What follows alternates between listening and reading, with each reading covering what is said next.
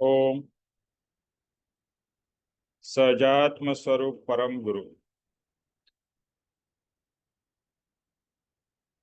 परम कृपाणु देव पूज्य पप्पा जी और सर्व ज्ञानियों का आशीर्वाद लेकर हम आज का सत्संग आरंभ करते हैं। जो भी सुने उसे गहराई से समझे और आत्मसात करे। जो भी आत्मसात होगा वही साथ में आएगा, बाकी सब यहीं पर नष्ट हो जाएगा। तो इसी भाव से कि ये सत्संग मेरे लिए, आप सबके लिए, मेरे आत्मा के लिए, यानी आपको अपने लिए बोलना है, के लिए कल्याणकारी हो और मैं एक चित्त से, एक लय से, एक लगनी से इस सत्संग का लाभ लूं और इसमें जुड़ूं। कोई भी बाहर के डिस्ट्रैक्शन में मैं इन्वॉल्व ना हूं और एक जगह बैठकर प्रभु के सामने, उनके चित्रपट के सामने बैठकर ध्यान लगाकर सत्संग में जुड़ूं। ओम शांति शांति शांति। ज्योतिष भाई, अभी जो नेक्स्ट चैप्टर है वो लीजिए। जय सदगुरुदेव मंडल। निमेश भाई, एक ही थोड़ा सा मैं बताना चाहता था कि ये कपिल मुनि, ये सॉरी अनाथी मुनि उनका आश्रम इंडिया में सिर्फ एक जगह है, गंगा सागर करके, कलकत्ता के पास। वहां पर उनका मंदिर है, सॉरी आश्रम नहीं। तो मैंने एक बार गया था गंगा सागर, तो देखा था, तो बस जस्ट बताने के लिए, अनाथी मुनि का वहां पर मंदिर है। अच्छा, अभी शिक्षा पाठ 8, सतदेव तत्व। 3 तत्व हमेशा अवश्य जानने चाहिए। जब तक इन तत्वों के संबंध में अज्ञानता रहती है, तब तक आत्महित नहीं होता। ये 3 तत्व हैं, सतदेव, सद्धर्म और सदगुरु। इस पाठ में सतदेव स्वरूप के विषय में कुछ कहता हूँ। जिन्हें केवल केवल ज्ञान, केवल दर्शन प्राप्त होता है, जो कर्म समुदाय को महोग्रत तपो ध्यान से विशोधन करके जला डालते हैं, जिन्होंने चंद्र और शंख से भी उज्जवल शुक्ल ध्यान प्राप्त किया है, चक्रवर्ती, राजाधिराज अथवा राजपुत्र होते हुए भी जो संसार को एकांत अनंत शोक का कारण मानकर उसका त्याग करते हैं, जो केवल दया, शांति, क्षमा, वीतरागता, आत्म समृद्धि से त्रिविध ताप का नाश करते हैं, संसार में मुख्य माने जाने वाले ज्ञानावरणीय, दर्शनावरणीय, मोहनीय और अंतराय, इन 4 कर्मों को भस्मीभूत करके जो स्वस्वरूप में विहार करते हैं, जो सर्व कर्मों के मूल को जला डालते हैं, जो केवल मोहिनी जनित कर्म का त्याग करके निद्रा जैसी तीव्र वस्तु को एकांततः दूर करके शिथिल कर्मों के रहने तक उत्तम शील का सेवन करते हैं, जो वीतरागता से कर्म ग्रीष्म से अकुलाते हुए पामर प्राणियों को परम शांत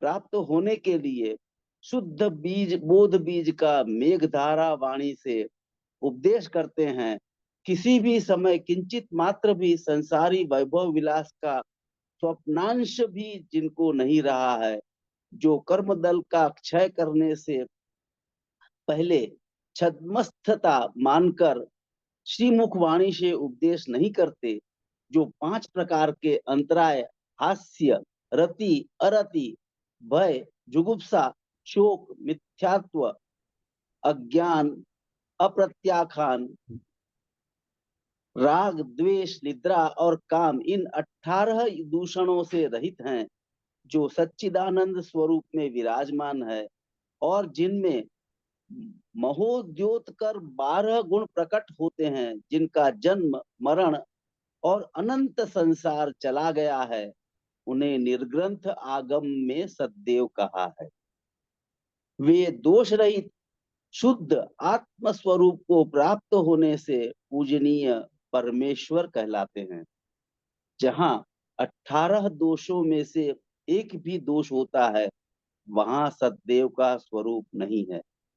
इस परम तत्व को उत्तम सूत्रों से विशेष जानना आवश्यक है। इसमें काफी सारा ज्ञान दिया हुआ है। जहां तक मैं समझता हूँ पूरे सब शास्त्रों का निचोड़ एक एक शब्द में आ गया है कि ये सब सतदेव मतलब भगवान कह लो, केवल ज्ञानी कह लो, केवल दर्शी मतलब परमेश्वर ही कह लो, उनके सारे गुणों का वर्णन किया हुआ है। और जो 18 दोष कहे गए हैं, उनमें से एक भी किंचित मात्र भी नहीं है ऐसा जिनका स्वरूप हो गया है, उस उन्हीं को सतदेव कहेंगे। और अभी थोड़ा धीरे धीरे मुझे जो समझ में आया है वो बताता हूं मैं, कि जिन्होंने जो केवल ज्ञानी है, केवल दर्शन को प्राप्त किया है और महा उग्र तप और ध्यान से सारे कर्म विशोधन करके मतलब शुद्ध शुद्ध करते करते शुभ करते हुए उन्होंने जिन्होंने जला डाले हैं, कि जो शुक्ल ध्यान, ध्यान के कई प्रकार होते हैं, उसमें सबसे उत्तम शुक्ल ध्यान माना जाता है, कि जो चंद्र और शंख से भी शुक्ल मतलब सफेद कह लो, ऐसा कहा है। चक्रवर्ती राजाधिराज होते हुए भी संसार को जिन्होंने पूरा त्याग दिया है, जरा भी उनको इंटरेस्ट नहीं है, और जो अधिक ये सब गुण हैं, दया, शांति, क्षमा, वीतरागता, आत्म समृद्धि, ये सब गुणों से जिन्होंने त्रिविधता मतलब आदि व्याधि उपाधि का पूर्णतः उन्होंने नाश किया है। और चार प्रकार के घाती कर्म जो कहते हैं, चार प्रकार के ज्ञानावरणी, दर्शनावरणी, मोहनी और अंतरा, इन चारों कर्मों को पूर्णतः भस्मीभूत किया है। और वो अपने खुद में ही, खुद मतलब आत्मा में ही, स्वरूप में ही हमेशा विहार करते हैं। जो सर्व कर्मों के मूलों को जला डाला है, मतलब जो कर्म जिनसे आते हैं वो सब उन्होंने मूल मतलब क्या कहें उनको, निमित्त कहें, सब उन्होंने जला डाल दिया उनको, मतलब उसके उनके निमित्त भी नहीं बचते हैं, ऐसा मैं समझता हूँ। और ये सब कर्मों के खास करके मोहिनी जनित कर्म जो लास्ट में जाता है, उसका भी उन्होंने नाश कर दिया है, कि जिसके कारण निद्रा भी उनकी पूरी तरह से दूर हो गई है। और फिर उसके बाद में जो क्या बोलते हैं अघाती कर्म जो कहते हैं, उसको धीरे धीरे वो कर्मों को शिथिल करते करते, उत्तम शील का सेवन करते करते उसका भी नाश कर लेते हैं। तब वो कहते हैं कि सदैव होते हैं। और आगे कहा है वितराग कर्म, कर्म ग्रीष्म से अकुलाते हुए, जो ग्रीष्म की मतलब काफी जो गर्मी पैदा करते हैं, ऐसे कहें ऐसे कर्म से जो पामर प्राणी अकुला गए हैं, बहुत आकुल व्याकुल हो गए हैं, वो भी सब उनके दूर हो गए। तो जिनको परम शांति प्राप्त हुई है, और जो उस दशा में, उस स्थिति में बोध बीज का ज्ञान उपदेश कर सकते हैं, और ऐसा कहते हैं कि उसके बिना नहीं करना चाहिए उपदेश, ऐसा भी कहते हैं।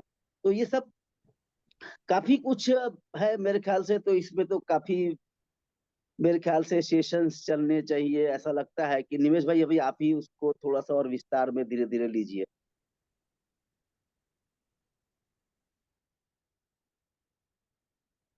तो ये है मोक्षमाला का शिक्षा पाठ 8, सतदेव तत्व। 3 तत्व हमें अवश्य जानने चाहिए। एक है सतदेव, दूसरा है सतधर्म, और तीसरा है सदगुरु। ओके, तो 3 तत्व, 3, सतदेव, सतधर्म और सदगुरु। आज तक हमने देव की पूजा की है, आज तक हमने धर्म का काम किया है और गुरु को भी भजे हैं, लेकिन उसमें से सत मिसिंग था, सत। यहाँ पर शब्द कृपाणु देव ने लिखा है सतदेव, सत धर्म, सद गुरु। तो अभी मैं बहुत डिटेल में नहीं जाता हूं, लेकिन पूरा जगत सिर्फ देव, धर्म और गुरु की भजना करता है। और जो कुछ बहुत ही पुण्यशाली भाग्यशाली लोग होते हैं, वही सतदेव, सतधर्म और सतगुरु की पूजा उपासना करते हैं। क्योंकि पहले तो डिफरेंस ही नहीं पता है कि सतदेव और देव में क्या फर्क है, सतधर्म और धर्म में क्या फर्क है, सदगुरु और गुरु में क्या फर्क है। तो यहाँ पर कृपाणु देव जो फोकस कर रहे हैं सत देव के ऊपर, कि कौन सच्चे और सत भगवान है। देव, यहाँ सतदेव यानी कि किसे हमें भगवान मानना चाहिए, कौन से भगवान को पूजना चाहिए, कौन सा सत धर्म का पालन करना चाहिए। जैसे आज तक हम लोग धर्म का तो बहुत पालन करते आए हैं, लेकिन सत धर्म ये कह सकते हैं कि अभी इस मार्ग में आने के बाद में सत धर्म क्या है उसकी समझ आने लगी है। और सदगुरु, पहले भी हम गुरु के पास जाते थे, लेकिन अभी गुरु और सदगुरु में भी फर्क समझ में आ रहा है। तो बाकी सदधर्म और सदगुरु के बारे में आगे के चैप्टर्स में आएगा। अभी फोकस इस चैप्टर में है सत देव के ऊपर, यानी हमें कौन से भगवान को पूजनीय मानना है। अभी यहाँ पर किसी का नाम नहीं है कि राम कृष्ण महावीर एटसेट्रा। यहाँ पर नाम किसका है? सतदेव। जिसके अंदर में ये गुण हो वो सतदेव कहने के लायक है, ये सतदेव को पूजने लायक है। तो ये अभी हमें समझना है कि किसमें क्या क्या गुण है। तो अभी भगवान की पहचान या किसी की भी पहचान गुणों से हमें होती है। कि अभी हम कहते हैं कि सो एंड सो ज्योतिष भाई, तो ज्योतिष भाई में ये गुण है, उससे हम ज्योतिष भाई को जानते हैं, उर्मिल को जानते हैं, हर्ष जी को, मतलब हर एक को अपने कैरेक्टरिस्टिक से हम जानते हैं। बराबर है। तो सतदेव की गुण या कैरेक्टरिस्टिक्स क्या है, इसमें बहुत ही डिटेल में तो नहीं, बहुत ही ब्रीफ में बताया है, बट एक एक चीज पूरे विस्तार कर सकते हैं। तो हम अभी समझेंगे। और एक चीज और समझनी है कि परम कृपाणुदेव इतनी कम आयु में उन्होंने ये चैप्टर और ये पूरा मोक्ष माला लिखा है। तो मुझे तो ये हर समय इतना अ, चकित करता है, आश्चर्यचकित करता है कि उनमें वही, मतलब सतदेव तो मुझे वही लगते हैं। इतनी छोटी आयुष में जिनको सतदेव क्या है, उनके गुण क्या है उसके बारे में पता है, तो मुझे तो वही पूजनीय लगते हैं, वही सतदेव लगते हैं। तो अभी हम उन्होंने जो डिफाइन किया है सतदेव क्या है, एक एक करके एक एक लाइन, क्योंकि हर एक में अलग अलग चीजें हैं। तो मैं जब इस सुबह पढ़ रहा था तो मैंने देखा और उसके हिसाब से सब मार्क किए हैं, अलग अलग पॉइंट्स। तो अभी हम एक एक सतदेव के कैरेक्टरिस्टिक्स को लेंगे।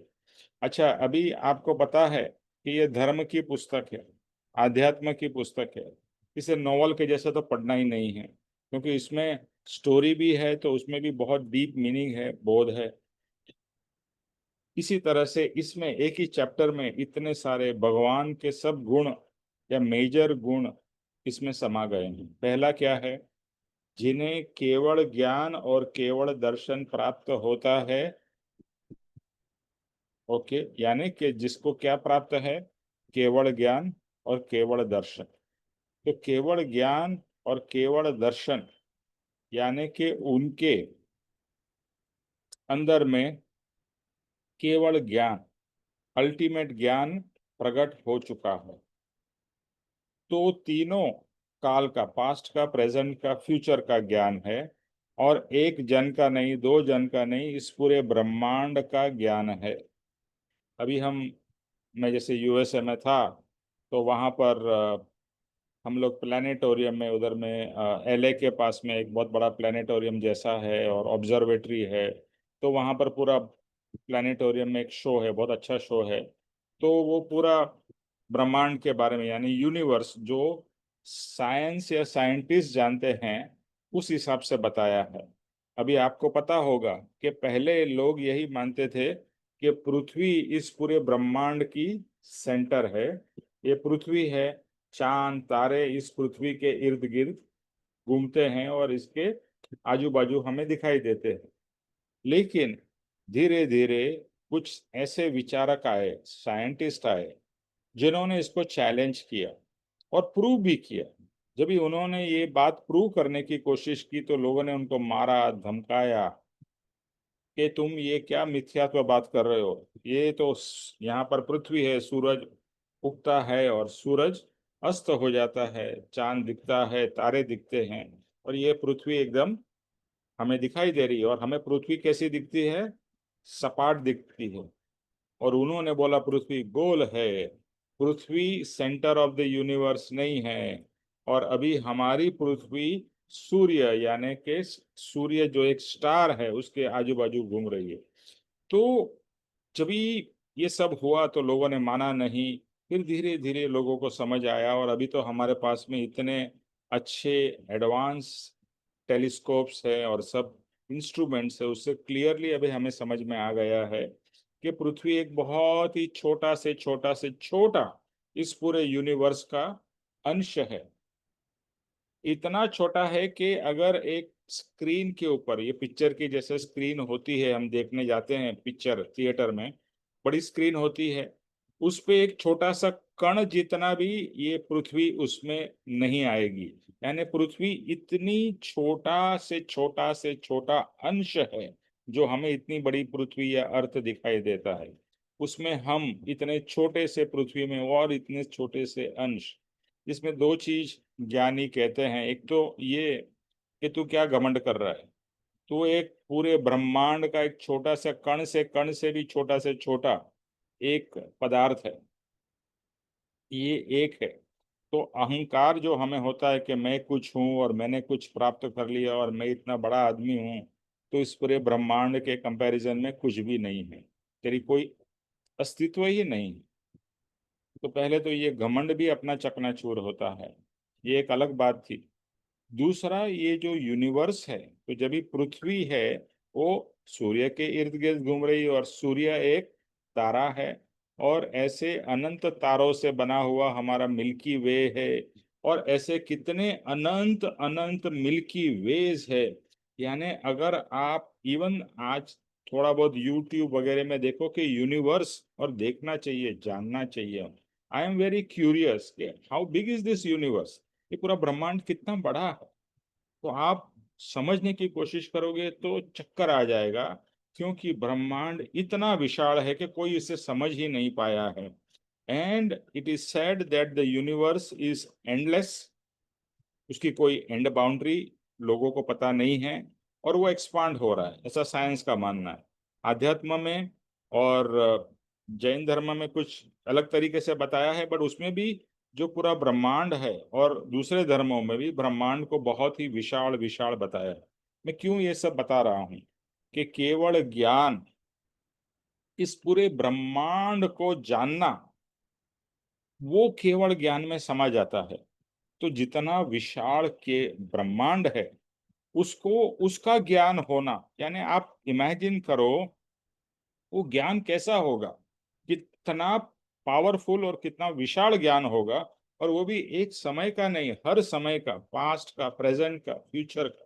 यानी आप केवल ज्ञान के बारे में सोचोगे तो लगेगा कि ये ज्ञान कैसे पॉसिबल है। लेकिन ये भगवान को, केवल ज्ञानी को ये ज्ञान पॉसिबल है। और उन्हें ये ज्ञान ऐसा है कि इसमें पांच इंद्रियों की जरूरत नहीं है। जैसे हमें ज्ञान करने के लिए पांचों इंद्रियां लगती है, देखने के लिए, सुनने के लिए, केवल ज्ञान प्राप्त होने के बाद में कोई इंद्रियों की जरूरत नहीं, शरीर की ही जरूरत नहीं। और केवल ज्ञानी या जो परमात्मा हो गए, उनका शरीर भी नहीं है। तो ये केवल ज्ञान जिनको प्राप्त है, केवल दर्शन जिनको प्राप्त है, यानी कि वो पूरा उनका आत्मा जो परमात्मा है। हाँ, अभी हम भी जानते हैं कि आपका और मेरा आत्मा भी क्या है? परमात्मा है। यानी अंदर में तो हम शुद्ध ही है, जैसा एग्जाम्पल हम बार बार कहते हैं कि एक हीरा है और हीरा कीचड़ में गिरा है, लेकिन हीरा तो हीरा ही है। इसी तरह से हमारे अंदर में भले कितने भी कर्म हो, लेकिन जो अंदर में जो आत्मा है वो तो शुद्ध है, परमात्मा है। इसीलिए हर जगह कहा जाता है भगवान तेरे भीतर है, यानी कि हम स्वयं ही परमात्मा है। वो एक अलग टॉपिक है। समझने की बात यह है कि जब भी केवल दर्शन होता है, तभी अंदर का जो परमात्मा है वो संपूर्ण तरीके से प्रकट होता है और उसका दर्शन होता है, यानी कि केवल दर्शन। फिर क्या कहते हैं, एक एक शब्द को हम लोग करेंगे, ओके, क्योंकि जब तक डीप में नहीं समझेंगे तब तक ये सिर्फ ऊपर ऊपर की बातें हैं। और अभी जो भी करेंगे उसको भी आपको बाद में और गहराई से सोचना और समझना है कि केवल ज्ञान, केवल दर्शन, what does it mean. There has to be that inquisitiveness, और डीप में जानना है और समझना है। और ऑब्वियसली भाव तो हमें भी ये करना है कि मुझे भी केवल ज्ञान भगवान एक दिन प्राप्त हो, केवल दर्शन प्राप्त हो, पूरे ब्रह्मांड को जानने के लिए नहीं, लेकिन केवल ज्ञान वो एक मोक्ष की तरफ आगे बढ़ने का बहुत ही उच्च स्थान है। उसके बाद में मोक्ष हो ही जाएगा। जो कर्म समुदाय को महा उग्र तप और ध्यान से विशोधन करके जला डालते हैं। अभी केवल ज्ञान कभी प्राप्त होगा जब भी आपके सब कर्म भस्मीभूत हो जाएंगे। केवल दर्शन कभी प्राप्त होगा जब भी कोई कर्म आपके बचेंगे नहीं। तो केवल ज्ञान, केवल दर्शन। तो क्या कहा है, कर्म के समुदाय।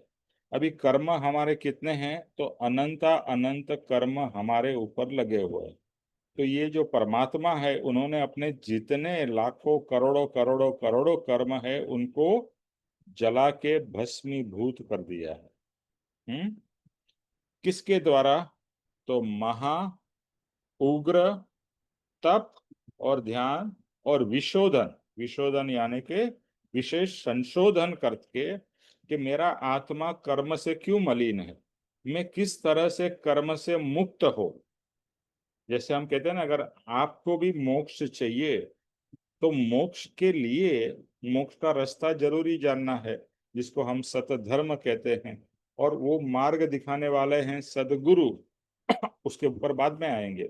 लेकिन जो उन्होंने रास्ता सदगुरु ने बताया है, वो रास्ता क्या है, वो रास्ता है तप का, ध्यान का, और उसको संशोधन करके हमें जानना है। यहाँ पर शब्द यूज किया है महा उग्र तप और ध्यान। अभी लगेगा कि महातप, महा उग्र तप क्या होता है, क्या जमीन पे जाके अंदर में यहाँ तक अपने आप को जमीन में दाट देना, या समुद्र के अंदर चले जाना, वो एक फिजिकल तप है जो काफी काफी साधु वगैरह करते हैं। एक पांव पे खड़े रहेंगे, उल्टे खड़े रहेंगे, ये एक शारीरिक तप है। ओके, उससे भी आत्मा मजबूत होता है, बट अल्टीमेटली शरीर को कष्ट देके ही आत्मा की प्राप्ति नहीं होती है। आत्मा की प्राप्ति आत्मा को समझने से होती है, और आत्मा को जानने वाले सदगुरु की भक्ति से प्राप्त होती है। तो उग्र तप क्यों कहा है, क्योंकि जो हमारे कर्म है वो बहुत जटिल है, और कर्म जटिल है, इसीलिए तो आज तक मेरा और आपका मोक्ष क्यों नहीं हुआ, है ना। ये प्रश्न तो हमें होना ही चाहिए कि भाई अनंत काल से मैं जन्म मरण कर रहा हूं, तो मेरा मोक्ष क्यों नहीं हो, और अभी कैसे होगा, क्या गारंटी है कि अभी मैं ये करूंगा और हो जाएगा। ये प्रश्न हमारे अंदर में उद्भव होने चाहिए। पहले तो जब तक हम मार्ग में ही नहीं थे तो ना आत्मा को जानते थे, ना मोक्ष के बारे में सिर्फ नाम सुना था, और दूसरा मोक्ष प्राप्त करना चाहिए ऐसा कोई लक्ष्य भी नहीं था। अभी ये समझ में आ रहा है कि हमारा लक्ष्य और हर एक आत्मा का लक्ष्य है लिबरेशन। लिबरेशन फ्रॉम व्हाट, मुक्ति किससे, तो मुक्ति ये पूरे संसार से, ये परिभ्रमण से, ये जन्म से, ये मरण से, ये दुख से, सबसे, उसका नाम मुक्ति है। तो हमें उसको प्राप्त कैसे करेंगे, तो उग्र तप। उग्र तप का मतलब है कि जो आज तक हमने नहीं किया है उसको करने से। अभी यहाँ पर उग्र समझ के हमें लगेगा अरे कितना हमें बहुत मेहनत करनी पड़ेगी। नहीं, अगर सच्चे गुरु मिल जाएंगे ना तो वो मेहनत बहुत आसान हो जाएगी, वो पुरुषार्थ में कन्वर्ट हो जाएगी। मेहनत तो हमने आज तक बहुत की है, बहुत सारी यात्राएं की। बहुत से लोग आपने देखे होंगे बड़े बड़े कठिन उपवास करते हैं, नंगे पैर चलते हैं, पद यात्राएं करते हैं। उसकी जरूरत, मैं नहीं कहूंगा कि मत करो, आपकी आस्था है आप करो, लेकिन उससे आत्मा की प्राप्ति होती है कि नहीं ये आपको पता करना है। लेकिन एक श्रद्धा से लोग करते हैं और करें तो अच्छी बात है। लेकिन आत्मा को प्राप्त करने के लिए क्या करना चाहिए और आत्मा को कर्म से मुक्त करने के लिए क्या करना चाहिए, ये जानना बहुत जरूरी है। आज तक हमारा मोक्ष नहीं हुआ क्योंकि आज तक हमने जो चीला चालू धर्म चालू है, एक व्यवहारिक धर्म के भगवान की पूजा करो और ये यहाँ पर यात्रा कर लो, कुछ उपवास कर लो और अपने आप को हम सेटिस्फाई मान लेके दें, और हमारे अंदर में तो कोई परिवर्तन होता ही नहीं था। आपने देखा होगा कि जो धर्मिष्ठ है, जो सो कॉल्ड धर्मिष्ठ है, उनके वर्तन में तो कोई परिवर्तन आपको दिखता ही नहीं था, भले कितने भी तप करते हो, कितनी पूजा पाठ करते हो, उसमें अहंकार क्रोध मान ये सब तो भरे रहते थे। तो उन्होंने क्या तप किया? सिर्फ बाह्य से तप हो, तप तो अंदर से होना चाहिए कि जो हमारी प्रकृति है उसको कटना है। हमारे अंदर में जो महामोहनीय कर्म, जो मोह और माया से हम फंसे हुए हैं उसको कट करना, इसके लिए उग्र कहा, महा उग्र। और तप और ध्यान किसका करना है? तो आत्मा का निरंतर ध्यान करना है, आत्मा के बारे में सोचना है। हर समय ये भाव चलता रहना चाहिए कि मैं आत्मा हूँ और जो मेरे कर्म उदय में आया है मैं उससे किस तरह से मुक्त हूँ।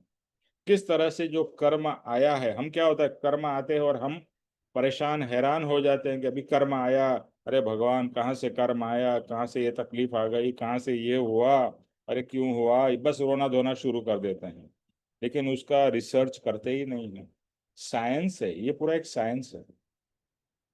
तो महा उग्र तप और ध्यान से विशोधन यानी कि संशोधन, और उसको फॉलो करके जिन्होंने कर्म को पूरी तरह से भस्मी भूत कर डाला है, जला के राख करके खत्म कर दिया है, तो अभी उनके ऊपर में एक कर्म का एक रचकण भी नहीं है, यानी वो पूर्ण पवित्र हो चुके हैं। जो नंबर 2 में आता है, क्या आता है? जिन्होंने चंद्र और शंख से भी उज्जवल शुक्ल ध्यान प्राप्त किया है। अभी 4 प्रकार के ध्यान है, तो पहली बात तो यही है कि वो पूर्ण पवित्र हो चुके हैं, यानी आत्मा उनका 100% कर्मों से रहित, एकदम स्फटिक और शुद्ध हो चुका है, परम शुद्ध परमात्मा हो चुके हैं। दूसरा क्या कहा? जिन्होंने चंद्र और शंख से भी उज्जवल, यानी जो सफेदी का जो चंद्र की वाइटनेस कह लो, शंख की वाइटनेस कह लो, एक शुक्ल ध्यान जो है उसको वाइट, प्योर वाइट से कंपेयर किया गया है। तो 4 प्रकार के ध्यान है, ये पहले भी बताया गया है, लेकिन जब भी कोई शब्द आता है तो उसके रेफरेंस में ये समझना बहुत इंपॉर्टेंट हो जाता है। शुक्ल ध्यान जो यहाँ पर लिखा है नंबर टॉप मोस्ट है, फिर है धर्म ध्यान, फिर है अर्थ ध्यान और रौद्र ध्यान। अभी शुक्ल ध्यान के बारे में हम बाद में बात करते हैं, उसके पहले में हम अर्थ ध्यान और रौद्र ध्यान के बारे में बात करते हैं कि हर समय हम स्ट्रेस में हैं, टेंशन में हैं, तो हमारा ध्यान क्या रहता है? चिंता में, है ना? हर कोई व्यक्ति चिंता में है, आकुलता व्याकुलता में है, स्ट्रेस में है, उसे क्या कहेंगे? आर्त ध्यान। तो हमारा जीवन मेजॉरिटी तो आर्त ध्यान में ही जाता है। ओके। और कभी कभी रौद्र ध्यान में चला जाता है, जब ये बहुत ज्यादा दुख पड़ता है तो हम इतने हैरान परेशान दुखी हो जाते हैं। रौद्र मतलब रोना, यानी कि इतने हेल्पलेस हो जाते हैं या हेल्पलेस फील करते हैं कि फिर हम जैसे किसी व्यक्ति, किसी के पति की मृत्यु हो जाए तो वो जो स्त्री है वो रौद्र ध्यान में चली जाती है। कि अगर पति के प्रति बहुत ही प्रेम हो और यंग एज में उसका निधन हो जाए तो रौद्र ध्यान होने वाला है। अभी कहीं पर किसी का एक्सीडेंट हो जाए, जैसे ये प्लेन क्रैश हुआ, जितने लोग मर गए, उनके परिवार को क्या हुआ होगा, रौद्र ध्यान। मतलब अनबिलीवेबल, अरे इसकी मृत्यु हो गई, ऐसा हो गया, और अपने निकट का कोई व्यक्ति, आपका भाई या बेटा या पति या पत्नी या वॉटेवर, क्या होगा, रौद्र ध्यान। तो मृत्यु एक बहुत ही दुखनीय हमारे जीवन का प्रसंग है। लेकिन रौद्र ध्यान और भी कारण से होता है। अगर बहुत किसी भी बीमारी की पीड़ा होती है तो भी रौद्र ध्यान होता है। कोई आर्थिक बहुत तकलीफ में हम फंस जाते हैं, कोई सामाजिक एक्सट्रीम सिचुएशन में रौद्र ध्यान होता है। तो रौद्र ध्यान और आर्त ध्यान तो निरंतर चलता ही रहता है। आर्त ध्यान में जो अभी पैसा कैसे कमाए और क्या करे, यानी जो जीवन में जो जीवन का संघर्ष है और कंटिन्यूअस जो स्ट्रेस में जो जीवन चल रहा है, तो वहां पर हम निरंतर आर्त ध्यान कर रहे हैं। ओके, फिर नेक्स्ट क्या है, धर्म ध्यान। धर्म ध्यान यानी कि धर्म के बारे में अभी हम जो कर रहे हैं सत्संग, वो है धर्म ध्यान। हम्म आपका वांचन करते हैं, आप मेडिटेशन करते हैं, वो सब धर्म ध्यान में आएगा। तो लोग कहेंगे कि फिर शुक्ल ध्यान क्या है। शुक्ल ध्यान है वो समाधि है, यानी कि वैसी समाधि कि जो समाधि में आपको कोई विचार नहीं है, निर्विचार निर्विकल्प, आत्मा का पूर्ण, आत्मा से संपूर्ण तरीके से आप जुड़ गए हैं। एक विचार मात्र नहीं है, एक चिंता नहीं है, कोई भाव ही नहीं है, शुद्ध भाव। हे प्रभु में आता है ना, शुद्ध भाव मुझमार, यानी शुद्ध भाव, यानी नो भाव, यानी कि कोई भी भाव नहीं, न अच्छा भाव न बुरा भाव, न राग न द्वेष, कुछ नहीं। शुक्ल ध्यान यानी कि जो अल्टीमेट समाधि हमें प्राप्त करनी है, उसको शुक्ल ध्यान कहेंगे। तो आज के जीवन में हम कहाँ पर है, आर्त ध्यान और रौद्र ध्यान में। कभी कभी हम धर्म ध्यान कर लेते हैं, चाहे थोड़ी बहुत पूजा पाठ कर ली, भक्ति के पद गा लिए, उसमें भी अगर संसार का भाव कहीं ना कहीं आ जाएगा तो फिर से हम आर्त ध्यान में चले जा रहे हैं। तो हमारा जीवन जो है ना, आर्त ध्यान और रौद्र ध्यान में ही गुजर रहा है और गुजरा है, याद रखिए। इसके कारण पप्पा जी कहते हैं कि आर्त ध्यान अगर आपका चलता है तो आपको तिर्यंच गति मिलती है। तिर्यंच यानी कि कीड़े मकोड़े, ये सब पशु पक्षी जो भी हम देखते हैं इस पूरे दुनिया में, धर्म ध्यान से आपको क्या गति मिल सकती है, मनुष्य गति। और रौद्र ध्यान से आपको नरक गति मिलेगी। अगर आप रोते ही रहोगे और दुखी ही रहोगे और पूरे दुनिया को कर्ज करते रहोगे, देखो आप देखोगे कि जो व्यक्ति बहुत दुखी होता है वो सबको कर्ज करता है, सबको गाली देता रहता है, सबके प्रति द्वेष भाव निरंतर करता ही रहता है। तो ऐसा व्यक्ति जो निरंतर द्वेष और रौद्र में है, एक्सट्रीम इमोशंस में है, वो क्या कर रहा है, नरक की गति बांध रहा है।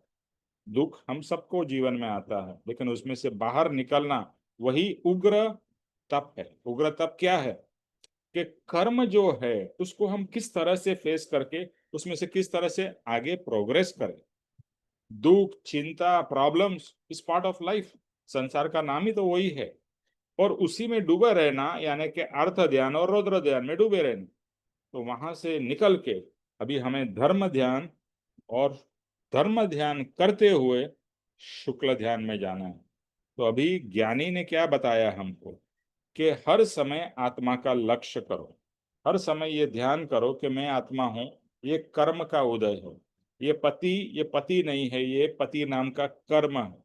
ये पुत्र नहीं है, पुत्र नाम का कर्म है।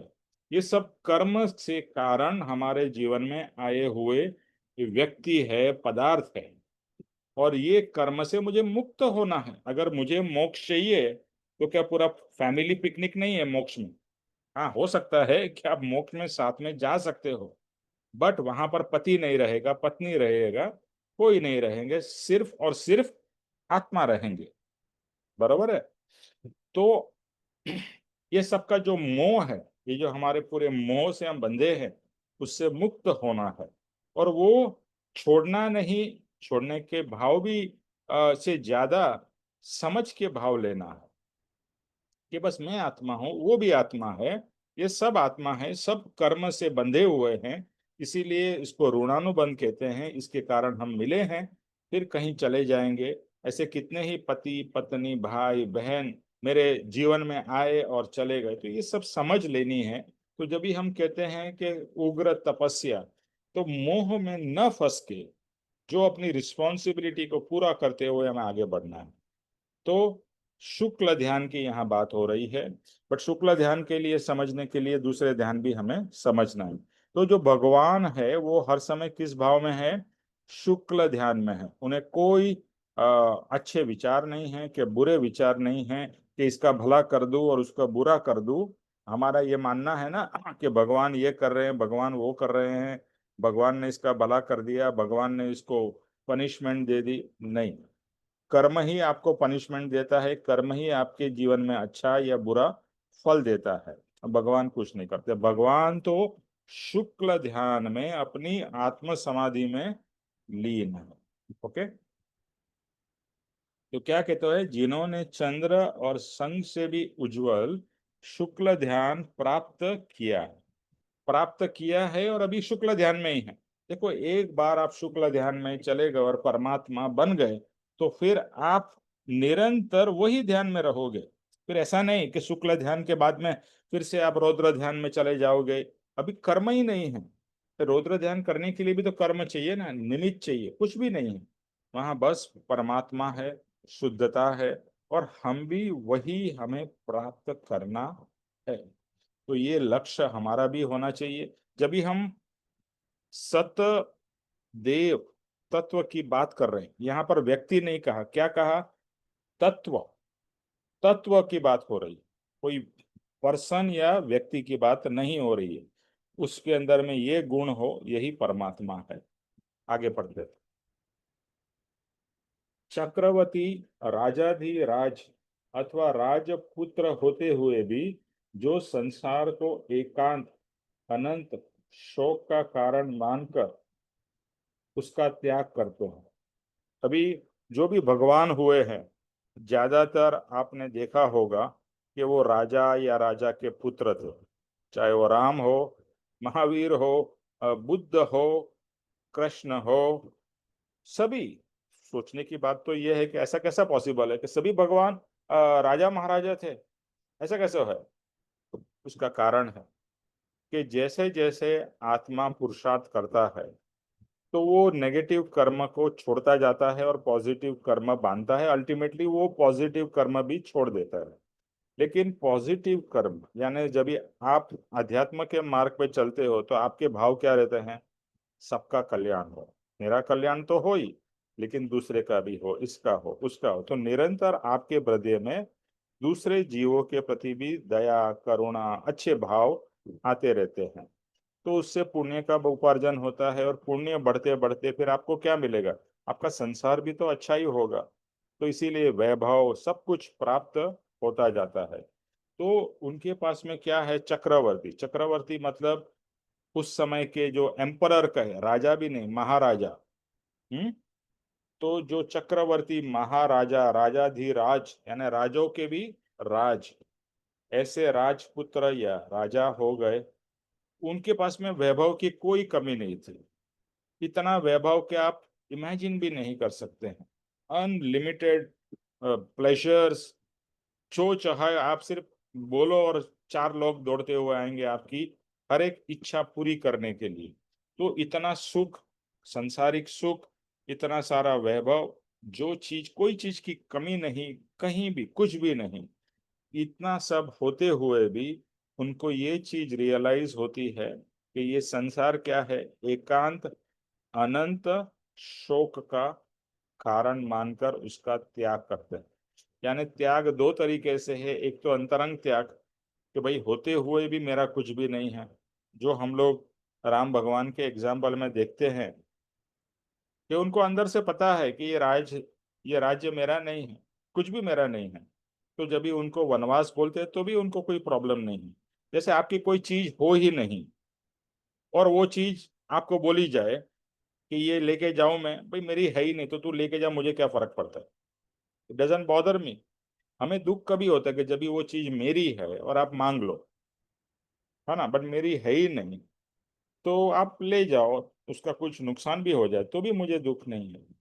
तो ये जो है ना बहुत ही डीप है।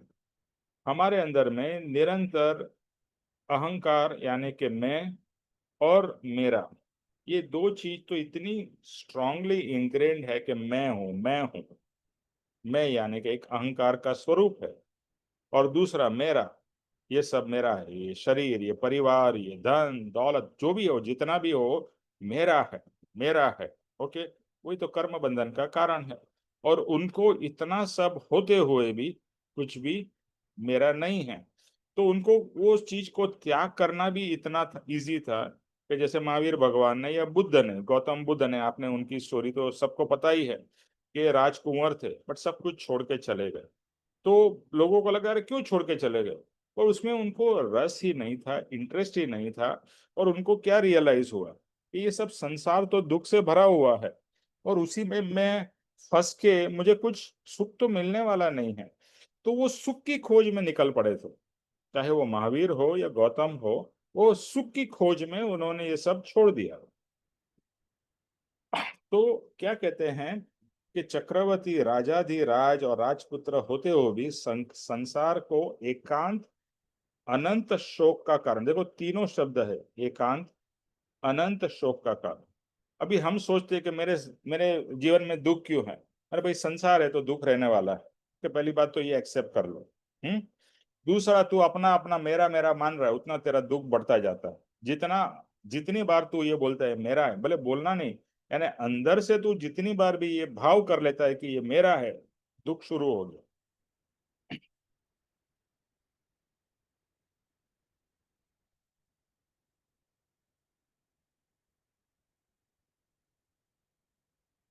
हेलो, आवाज आ रही है? हेलो, हाँ निमेश आवाज? पे आ रही है, आ रही है। अच्छा, आ रही है। बीच में हाँ एक फोन आ गया, पता नहीं। सो क्या कहते हैं कि संसार कैसा है, एकांत अनंत शौक का कारण है। अभी ये सुन के तो हमें बहुत धक्का भी लगता है, क्योंकि हमें संसार चाहिए भी और सुख भी चाहिए। अभी ऐसा कहो कि आपको गंदगी यानी कि कीचड़, आपको कीचड़ दिया जाए, मुझे आप कीचड़ में रहना चाहते हो, और कहो कि मुझे कीचड़ में रहना भी है लेकिन मुझे साफ भी रहना है, तो is that both the things possible? Not possible ना। तो इसी तरह से जब ये समझ आएगा ना संसार का स्वरूप, तो आपको एक्चुअली दुख भी नहीं लगेगा कि संसार में है ही ऐसा। आया दुख, आया जाएगा, ये होगा और वो होगा, ये ऐसा होगा। यानी कि संसार का स्वरूप उनको समझ में आ गया। और जहां पर दुख है तो वहां पर क्यों फंसे रहना, उसकी इच्छा भी क्यों करना। अभी जो भी मुझे मालूम पड़ जाए कि मुझे ये चीज मांगने से दुख मिलने वाला है, तो आप वो चीज मांगोगे। हम मांगते हैं संसार, और फिर सोचते हैं मुझे दुख क्यों मिला। ये संसार मांगा ना, तो संसार इज इक्वल टू दुख। तूने एक्चुअली संसार नहीं मांगा है, तूने दुख मांगा। और आज भी हम लोग इतने संसार में फंसे होने के बावजूद भी हम लोग क्या मांग रहे हैं, या क्या हमारी भावना चल रही है? संसार। आप यही तो मोह है। कितना भी दुख है फिर भी हम मांगते हैं और सोचते संसार के बारे में।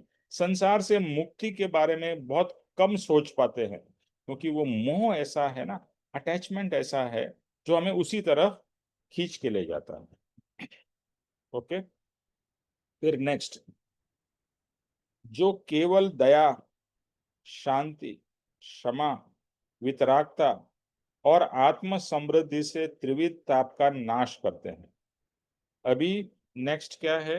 दया, शांति, क्षमा, वितरागता और आत्म समृद्धि से त्रिविध ताप का नाश करते हैं। अभी त्रिविध ताप हमने 1000 बार बोला है।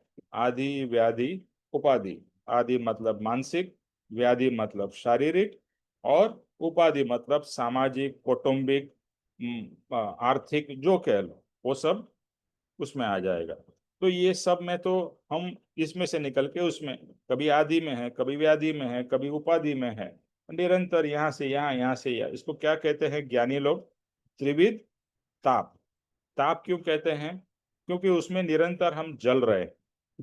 निरंतर हम जो टेंशन चिंता में है, ये आइदर आदि है, ये आपको कोई मानसिक तकलीफ हो रही है, यानी कि स्ट्रेस है, टेंशन है, या फिर आपको फिजिकल कुछ है, कोई बीमारी है, घुटन दर्द हो रहे हैं, सर दर्द हो रहा है, पेट में तकलीफ है।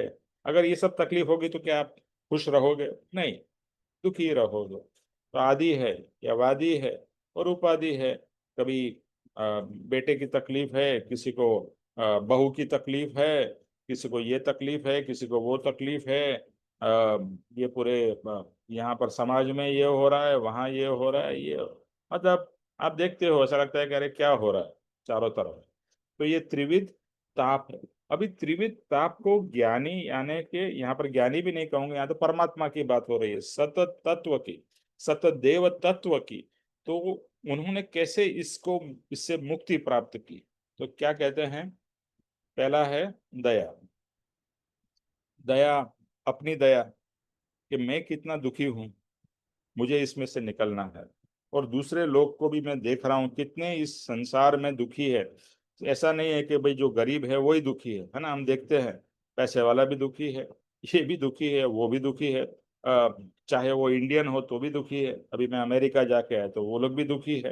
भाई एंजॉय बहुत करते हैं, बाह्य से तो बहुत कुछ करते हैं, खाते हैं, पीते हैं, बोटिंग करते हैं, फलाना करते हैं, ये करते हैं, बट अंदर में तो स्ट्रेस और टेंशन बैठा हुआ है। They are not truly happy. देखो आज, हमको आज तक कभी हैप्पीनेस का मीनिंग ही नहीं मालूम है। हमें लगता है कि कुछ चीज को प्राप्त कर लेना और कुछ चीज का भोग कर लेना वो खुशी है। वो एक खुशी बाह्य की है, अंदर की तो खुशी पता ही नहीं है, क्योंकि अंदर तक गए ही नहीं, तो अंदर की खुशी भी कैसे मालूम पड़ेगी? हम्म। तो क्या कहते हैं? दया, ये सब की दया, ये सब जीवों की दया। अरे मुझे भी मुक्ति मिले, इन लोग को भी मुक्ति मिले। शांति। शांति। हमें क्या चाहिए? शांति। थक गया हूँ, यहाँ से प्रॉब्लम, यहाँ से ये, यहाँ से ये चीज से वो चीज से, अभी क्या चाहिए मुझे? शांति। अब देखो, आप पूरा दिन बाहर घूम के आओ, फिर आपको क्या चाहिए? घर में आके हाश शांति से बैठना है। अभी बहुत सारे विचार आते हैं, बहुत कुछ किचकिच होती है, क्या लगता है बहुत हो गया है? शांत होना है, अभी कुछ सोचना नहीं है ना? शांति हमें, हम क्योंकि शांति क्यों चाहते हैं? क्योंकि आत्मा का गुण है शांति। आत्मा का गुण है दया। है, दया एक आत्मा का गुण है। कोई कितना भी क्रूर व्यक्ति क्यों ना हो, उसमें भी कुछ ना कुछ तो दया रहती ही है। तो हर एक व्यक्ति में दया है। शांति की वो कामना चलती रहती है, कुछ भी हो जाए मुझे अल्टीमेटली तो शांति चाहिए। और अभी तो हमें परम शांति चाहिए। फिर है क्षमा। क्षमा, ये बहुत डिफिकल्ट चीज है, क्योंकि हम सॉरी बोलना ही नहीं जानते। पहले ऊपर से तो बोल देंगे कि आई एम सॉरी, क्योंकि अभी इंग्लिश से हमको दो शब्द मिले, थैंक यू और सॉरी। वो मतलब हम without feeling we say thank you, without thinking we say sorry. और इफ यू गो अब्रॉड तो वो लोग हर एक चीज में, आपको कोई, आपने नमक मांगा और उसे नमक दिया तो आप बोलोगे thank you, sorry, thank you. और पति पत्नी में लव यू ऐसा करते रहते, but how much do they feel? Very little. तो शब्द से बहुत कुछ हो रहा है। तो यहाँ पर क्या कहते हैं? क्षमा। तो क्षमा मांगना ये एक आत्मा, आत्मा क्षमावंत है। गलती तो हर एक इंसान से होती है, हर एक जीव से होती है, लेकिन उस गलती का एहसास मानकर क्षमा मांगना और क्षमा देना। अभी आपको किसी के कारण बहुत दुख हुआ, आप उसको जीवन भर माफ नहीं करते हो, इसके कारण मेरा जीवन बर्बाद हो गया, तो आपको इतना द्वेष है, वो व्यक्ति आपके जीवन में अभी हाजिर भी नहीं है, लेकिन वो सास को याद करके, ये सास ने मुझे, सास की समझो देहांत भी हो गया, फिर भी उसको याद करके मेरे जीवन को उसने नरक बना दिया था, ये था वो था। यानी कि आप आपके निमित्त को दोष दे रहे हो। भाई आपका जीवन अगर नरक बना है तो सास तो निमित्त है, आपके कर्म में दुख था इसके लिए ऐसा हुआ। तो ये जब भी रियलाइज होता है, परम कृपाणु देव क्या कहते हैं कि किसी का दोष नहीं है, हमने कर्म बांधे इसके लिए दोष हमारा है। मैंने कर्म बांधा इसके लिए तो मुझे दुख आया ना। इसके लिए दुख प्राप्त होने के लिए कोई तो निमित्त चाहिए, चाहे वो सास हो या बहू हो या ससुर हो या भाई हो, पति हो या पत्नी हो या और कोई XYZ हो। तो ये सब मेरे ही तो फल है, मेरा ही किया हुआ फल है, तो दूसरे को दोष क्यों देना। तो क्षमा जो है वो दूसरे को माफ भी करना है। एक्चुअली तो हम माफ करने के काबिल तो है ही नहीं, बट मान लो कि आप ये जो ग्रज को लेके पूरी जीवन, क्या होता है ना कि आपको पता होगा शादी में कोई हमारा क्लोज रिलेटिव, चाहे वो भाई हो या बहन हो या XYZ हो, वो शादी के समय बदला लेते हैं। अच्छा तुमने ये किया था, मैं तुम्हारे बेटे की शादी में नहीं आऊंगा। तो वो रिवेंज ले रहे हैं। रिवेंज आपने सुना होगा, आपके अपने हिंदी पिक्चर में क्या आता है, बदला, खून का बदला, खून, ये वो। बदले की ही भावना, द्वेष की ही भावना, क्षमा कहाँ है। There is no forgiveness. और अभी हम भगवान के अंदर में क्या देखते हैं, they are full of forgiveness. मतलब उनको लगता ही नहीं कि सामने वाले ने मेरे से कुछ गलत काम किया है। जो हम लोग एग्जाम्पल क्राइस्ट का जो देखते हैं कि क्रूसिफिकेशन हुआ है, तो क्रूसिफिकेशन में भी उसको ब्लेम नहीं कर रहे हैं। जो उसको सूली पे चढ़ा रहा है, जो कीले ठोक रहा है, आप सोच सकते हो ना, एक छोटी सी पिन भी लग जाती है तो कितना दर्द होता है। आप सोचो खीला मार रहे हैं और आपको वही क्रॉस को ले जाना है पहाड़ के ऊपर चढ़ा के, और पीछे से चाबुक मार रहे हैं, ये कर रहे हैं, वो कर रहे हैं। यानी कितनी पीड़ा और कितना दुख होगा। और पता भी है कि आपका अभी जीवन एंड हो जाएगा, ये लोग आपको फांसी यानी सूली पे चढ़ाने वाले हैं। तो मतलब आपको कितना द्वेष होगा। वहां द्वेष नहीं है, वहां क्षमा है। What is Christ say, God forgive them for they don't know what they are doing. तो हमें हर एक को माफ करना है और हर एक से प्रेम करना है। वहां तो हम द्वेष से भरे पड़े हैं, इसको दोष दे रहे, उसको दोष दे रहे, और पूरा जीवन ऐसा चला गया। और ये अभी रियलाइज नहीं हो रहा है, बट बाद में पता चलेगा जितना आप द्वेष कर रहे हो उतना आप नेगेटिव कर्म बांध रहे हो, उससे और आपको दुख ही मिलने वाला है, सुख नहीं मिलने वाला। लेकिन क्षमा से आप दुख को भी कट करोगे और सुख से भी आगे मोक्ष की प्राप्ति करोगे। इसके लिए कृपाणु देव ने क्या कहा है, क्षमा वो मोक्ष का भव्य दरवाजा है। क्षमा मोक्ष का भव्य दरवाजा है। क्षमापना बहुत ही पावरफुल है। एटलीस्ट दिन में 2 बार क्षमापना जो कृपाणु देव ने बताई है वो करनी चाहिए। और हर समय हमें रियलाइज हो कि मेरी ये गलती हो गई, तुरंत माफी दिल से मांगनी, सॉरी, दूसरे को या अपने आप को कि हे आत्मा मैं तुझे ही दुखी कर रहा हूं। तो क्या कहा, दया, शांति, क्षमा, फिर वितरागता। उनमें क्या है, वितरागता है, यानी कोई राग नहीं है। देखो जहां राग नहीं होगा वहां द्वेष भी नहीं होगा। जहां राग है तो उसी के कारण तो द्वेष होता है। मुझे कोई चीज के प्रति बहुत अटैचमेंट है, वो चीज को या वो व्यक्ति को कुछ भी होता है तो मुझे क्या होगा, द्वेष होगा। जैसे आपको आपके बच्चे के प्रति बहुत राग है, उस बच्चे का कुछ भी होता है या किसी के भी कारण होता है तो तुरंत क्या होता है, द्वेष। तो जहां राग है तो वहीं द्वेष है ना।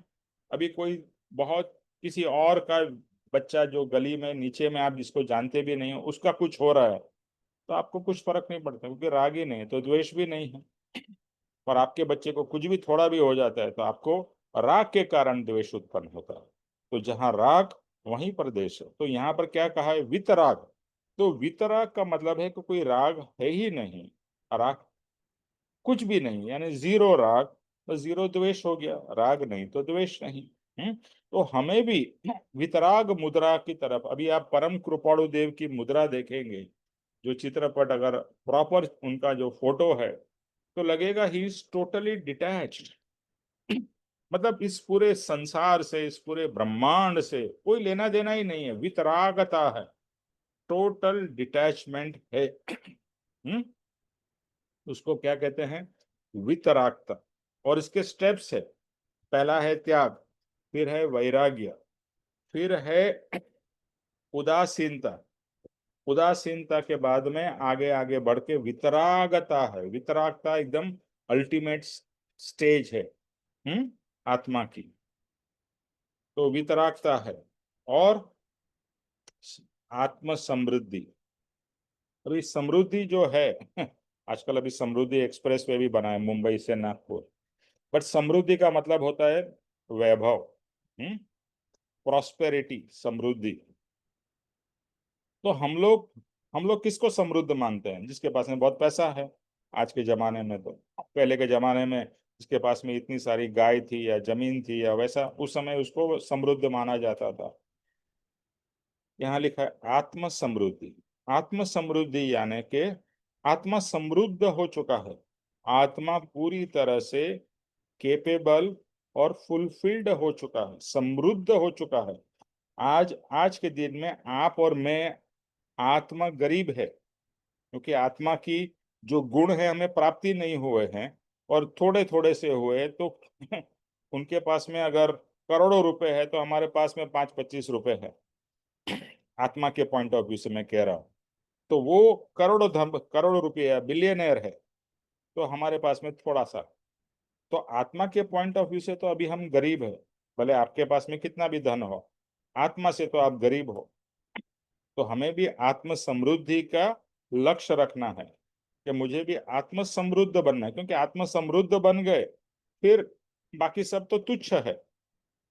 व्हेन यू हैव एवरीथिंग, आपको कुछ फर्क ही नहीं पड़ता। इसके लिए ज्ञानी लोग और जो महर्षि है, आपने सुना होगा महर्षि कहाँ रहते हैं? जंगल में रहते हैं, कुटिया में रहते हैं। तो क्या उनके पास में धन दौलत नहीं है? बट वो आत्म समृद्ध है, उनको कोई किसी भी तरह की इच्छा भी नहीं है। दे आर वेरी हैप्पी, संतुष्ट। तो ये 4-5 चीजें बताई है यहाँ पर। दया, जो केवल दया, केवल दया मतलब उसमें और कुछ है ही नहीं, ये सब भरा है। दया से भरपूर है, शांति से भरपूर है, क्षमा से भरपूर है, टोटली वितराग है, और आत्मा से समृद्ध है पूरी तरह से। इसके कारण उन्होंने क्या प्राप्त किया है? ये जो संसार के जो आदि व्याधि उपाधि त्रिविध ताप का नाश कर दिया है। मतलब अभी जो उनके जीवन में न तो आदि है, न तो व्याधि है, न तो उपाधि है, बिकॉज ऑफ दया, शांति, क्षमा। अभी हमें इसको अलग तरीके से देखना है। देखो अभी हम ये प्राप्त बात किसकी कर रहे हैं? परम तत्व की या परमात्मा की, सतदेव की। अभी हम तो वैसे नहीं हैं, बट एटलीस्ट हमारा लक्ष्य तो यही होना चाहिए कि मुझे भी एक ना एक दिन मोक्ष की अगर प्राप्त करनी है तो मुझे भी सतदेव बनना है। हाँ, मुझे भी परमात्मा या भगवान बनना है। अगर इस मार्ग में आके आपके वही भाव नहीं है, मोक्ष का मतलब क्या है? कि आप परमात्मा बन गए, परम आत्मा, शुद्ध आत्मा। तो आज से मैं दया का उपयोग करूं, आज से मैं दयावंत बनूं, जहां हो सके किसी को भी मदद कर सकूं तो करूं, अपने बारे में स्वार्थी न बनो। क्योंकि जो दूसरे के बारे में सोचेगा, पापा जी जैसे कहते हैं कि जिसको दूसरे की चिंता होगी या दूसरे के बारे में, सुख के बारे में सोचेगा, वो कभी दुखी नहीं होगा। और जो सिर्फ अपने ही सुख के बारे में सोचेगा वो कभी सुखी नहीं होगा।